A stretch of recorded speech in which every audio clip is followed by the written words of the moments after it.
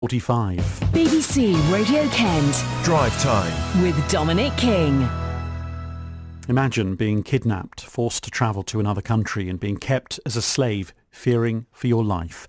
That's the reality for a Vietnamese man living in a Kent safe house. After being rescued from gangmasters who kept him as a slave and beat him with an iron bar, he says he thought he was going to die. Figures obtained by BBC South East from the new Modern Slavery Helpline show nearly 200 potential victims of slavery have been identified in Kent, Sussex and Surrey over the past 3 months. And the Salvation Army says we all need to be more aware of the fact modern slaves are living all around us. Our reporter Lauren Troop takes a look at this for us tonight. And what exactly happened to this man, Lauren? So Chan Van Nam used to live with his mother and he worked as a fisherman in the South China Sea. He fell into debt with a gang. He took out a loan with them to fix his boat. He found that they beat him up and they demanded that he work for them to pay back the money.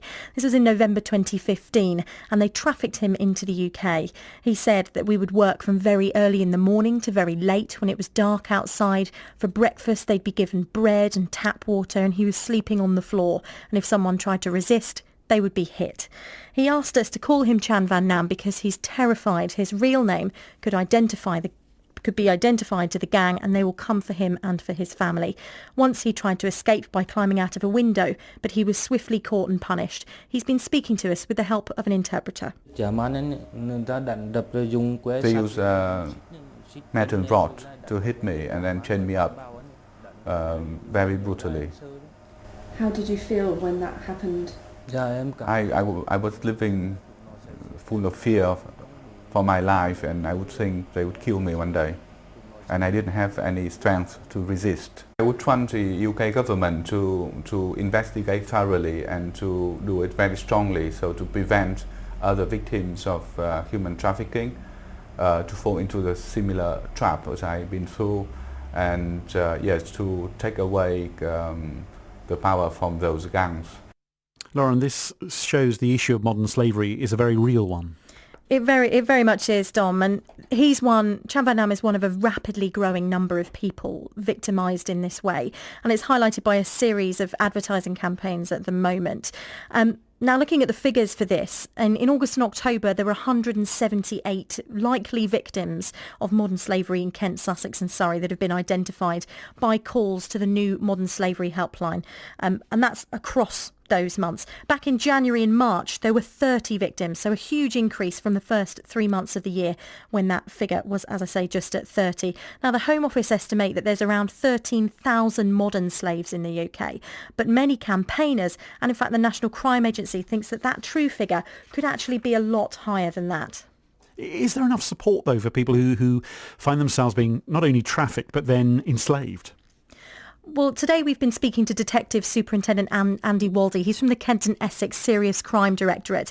And what he's been saying to us is that they're committed to identifying potential victims of modern slavery and human trafficking. He said in the recent years, the focus has been to raise awareness of the signs of modern slavery and human trafficking whilst safeguarding those at risk. And he says this approach has actually contributed to an increased number of reports made. But he said that it's led to 42 duty to notify submissions and 23 national referral mechanism reports. That was back last year in 2016. And that was as a way of identifying victims of trafficking and referring them to organisations that will be able to provide help and support. So far in 2017, there's been an increase in these submissions demonstrating an increased awareness of this type of crime. So it is getting more into the public consciousness. The charity Hestia, who work to support vulnerable children and adults, have been working with the Kent Salvation Army. Josh McLean from the charity told us that the problem is still growing though. Currently been supporting 624 victims in 2016, and already in 2017 we've seen a 30% increase in referrals. The problem is continuing to grow. However, there has been a lot of public awareness in the last couple of months around the issue, and that is encouraging more members of the public to come forward and contact either the police or the Modern Slavery Helpline to identify potential victims of slavery. So Chan Van Nam says to us he's very grateful for the help that he's received, but he believes that the government actually need to do more to crack down on the criminal gangs who are profiting from this kind of modern slavery. Lauren, thank you. Let me bring in Justine Correll, who's Executive Director of the anti-slavery charity Unseen. Justine, we have been here before talking about many of these cases, and it just seems to be getting more and more prevalent. Absolutely. Good afternoon, Dominic. I think the issue is well highlighted in the case that you've brought today. I think what we're finding is that more and more people are being identified. We know more and more about the situations that people are finding themselves in, and the raising of awareness of those on the front line is really helping us to identify potential victims who can then get access to help and support. What can we do, though? It could be happening all around us. It could be in the next house next to where we live, for all we know. So what can we physically do? Well, that's absolutely the problem, the fact that it is happening on our doorsteps, it's happening in our communities. We are seeing people in situations of sexual exploitation, in domestic servitude, so that absolutely could be in a house next door to you. We're seeing cases of forced labour right across the spectrum, so in restaurants, in cleaning, in agriculture, but also in car washes and also in nail bars. And many of these victims are held in debt bondage, so they are having to pay back money to their exploiters, and they are fearful of violence and physical assaults, and that's the reason why they're not able to get the access to help and support that they need. It's really good talking to you tonight on BBC Radio Kent. Thank you for being with us. That's Justine Correll, who's Executive Director of the anti-slavery charity Unseen. It's Drive Time with Dominic King.